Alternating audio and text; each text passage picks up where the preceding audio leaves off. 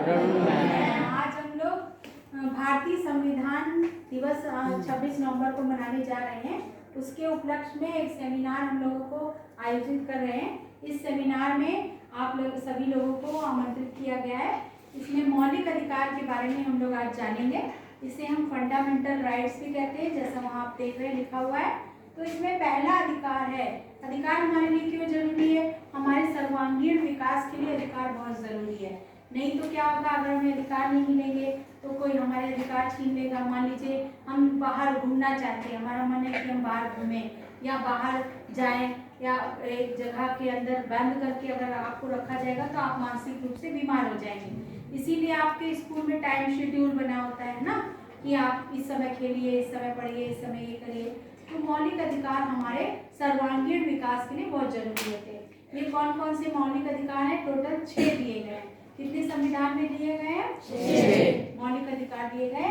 पहला है समानता का अधिकार। ये अनुच्छेद या आर्टिकल 14 से 18 तक पे है। स्वतंत्रता का अधिकार अनुच्छेद 19 से 22 तक का है। फिर शोषण के विरुद्ध अधिकार अनुच्छेद 22 से 23 से 24 तक।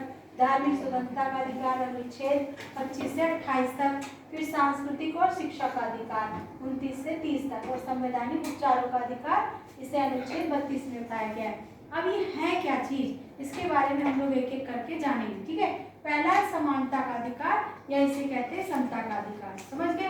तो समानता या समता का मतलब होता है सब लोग बराबर होने चाहिए। कोई छोटा बड़ा, ऊंच नीच, अमीर गरीब नहीं होना चाहिए, है ना। अगर ऐसा है तो क्या होगा, लोगों में असंतोष व्याप्त होगा, परेशानियां खड़ी हो जाएंगी, है ना। मान लीजिए हम किसी को कहते हैं कोई बहुत अमीर है, कोई बहुत गरीब है, उसके साथ दुर्व्यवहार होगा तो उसे कष्ट होगा, उसका मानसिक विकास नहीं होगा, सही ढंग से विकास नहीं होगा सोसाइटी में। तो हमें सबके साथ, चाहे वो स्त्री हो पुरुष हो, आपने देखा ना एक प्रश्न भी आता कि भेदभाव होता है लड़के लड़कियों में, है ना। तो भेदभाव समाप्त होना चाहिए, सबके प्रति समानता होनी चाहिए। जितने लड़के पढ़ रहे हैं आज उतनी लड़कियां भी पढ़ रही हैं, तो इसे हम समानता का अधिकार कहते हैं। इसमें लिंग के आधार पर समानता, लिंग माने स्त्री पुरुष, फिर जाति के आधार पर समानता होनी चाहिए। कोई भी जाति नहीं मानना चाहिए, हम ऊंची हैं हम नीची जाति के हैं, जैसे अम्बेडकर के साथ भेदभाव हुआ, ये सब हमें नहीं सोचना चाहिए। ठीक है, तो ये संविधान ने हमें ये अधिकार दिया है कि हर किसी को समान माना जाए, समान अवसर दिया जाए, आगे बढ़ने के लिए उनको बढ़ाया जाए, समाज में समान सम्मान मिले। दूसरा अधिकार है स्वतंत्रता का अधिकार। स्वतंत्रता का अधिकार का मतलब होता है हम देश के क्षेत्र में कहीं भी आ जा सकते हैं, कहीं भी बस सकते हैं, कोई भी रोजी रोजगार कर सकते हैं, उसकी हमें आज़ादी है, स्वतंत्रता दी गई है। हमें कोई बांध के नहीं रह सकता, कोई बाउंड करके नहीं रह सकता। स्कूल में जो नियम बनाए जाते हैं वो आपकी भलाई के लिए बनाए जाते हैं और वो आपके विकास के लिए बनाए जाते हैं। तो स्वतंत्रता का मतलब क्या होता है? आज़ादी। स्वतंत्रता का मतलब होता है हमें, और नियम जो होते हैं वो हमें एक तरह से आज़ादी करते हैं। तो स्वतंत्रता का अधिकार का मतलब हम कहीं भी आ जा सकते हैं, कहीं भी बस सकते हैं, किसी भी रोजगार को अपना सकते हैं। तीसरा है शोषण के विरुद्ध अधिकार। अगर हमारे साथ कोई शोषण कर रहा है, शोषण माने जैसे मान लीजिए कि आप छोटे बच्चे हैं, 14 साल से कम उम्र के बच्चे हैं, लेकिन आपको स्कूल नहीं भेज करके माँ बाप या आपके घर वाले या आपके परिवार के लोग या समाज के लोग आपको कहते नहीं तुम्हें होटल में काम करना है या ये काम करना है, और उसके बाद आपको पैसे भी पूरे नहीं दिए जाते हैं, 50 रुपये देने हैं तो 20 रुपये दे के भगा दिया जाता है।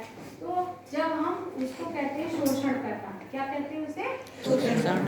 कभी कभी आपने देखा है कि औरतों को कम वेतन दिया जाता है, पुरुषों को ज़्यादा दिया जाता है। हालांकि ये संभव नहीं है, क्योंकि समाज में संविधान में सभी को बराबर वेतन देने की बात कही गई है। चाहे हम पढ़ाने आए, चाहे सर पढ़ाने आए, सबको एक जैसी सैलरी मिलेगी। ठीक है, तो स्त्री शोषण के विरुद्ध हमें अधिकार, खड़े होने का अधिकार है। आपने देखा है बहुत सारे लोगों को ले जाते हैं लोग कि हाँ चलिए आपको हम ये करेंगे और उनको बेच देते हैं। तो हमें इसके विरुद्ध आवाज उठाने का अधिकार है और अपने आप को बचाने का अधिकार है। फिर आता है धार्मिक स्वतंत्रता का अधिकार, यानी हम कोई भी धर्म अपना सकते हैं, चाहे हम हिंदू धर्म अपनाएं चाहे कोई भी। हमारा देश क्या है? धर्मनिरपेक्ष है, किसी भी धर्म के पक्ष में नहीं है। कोई भी नया धर्म, आप सब धर्मों का पूजा पाठ कर सकते हैं, कुछ भी कर सकते हैं, है ना। इसमें से कितने बच्चे ईसाई हैं? खड़े हो जाइए। आप चर्च जाते हैं? वेरी गुड, बैठ जाइए। कितने बच्चे हिंदू हैं? मंदिर जाते हैं? पूजा पाठ करते हैं? रोकता है आपको? ठीक है, वेरी गुड, बैठ जाइए। तो हमें धर्म के प्रति धार्मिक स्वतंत्रता का अधिकार दिया गया है ना। लेकिन स्कूल के अंदर आप एक ही ड्रेस में, यूनिफॉर्मिटी के कारण एक ही ड्रेस अलाउ की गई है ताकि सब एक जैसे दिखें, ठीक है। इसके बाद आता है सांस्कृतिक और शिक्षा का अधिकार। हर किसी को शिक्षा का अधिकार है, तो किसी को स्कूल जाने से नहीं रोकना है। 14 साल के बच्चे का तक आपको कंपलसरी एजुकेशन दी गई है, ठीक है। और संस्कृति बने, अपनी संस्कृति को बचाने का अधिकार है। हम कैसे भी कपड़े पहन सकते हैं, कोई हमारे ऊपर हंस नहीं सकता, कोई हमें बाउंड नहीं कर सकता। हम किसी भी तरह अपने कल्चर को आगे बढ़ा सकते हैं। आपने देखा कोई कुछ गीत गाता है, कोई डांस करता है, अलग अलग धर्म के अलग अलग रीति रिवाजों का पालन करते हैं। फिर संवैधानिक उपचारों का अधिकार, ये एक स्पेशल अधिकार है, इसे आत्माधिकार गया। मान लीजिए बहुत सारे नियम कानून बना दिए गए, लेकिन वो नियम कानून हमारे लिए अच्छे नहीं हैं। आगे आने वाले समय में हमें लगता है नहीं ये सही नहीं है।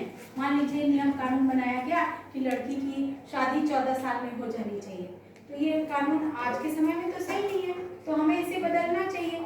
जैसे हमारे शरीर में कोई रोग हो जाता है तो हम उसका उपचार करते हैं, उसको काट के हटा देते हैं।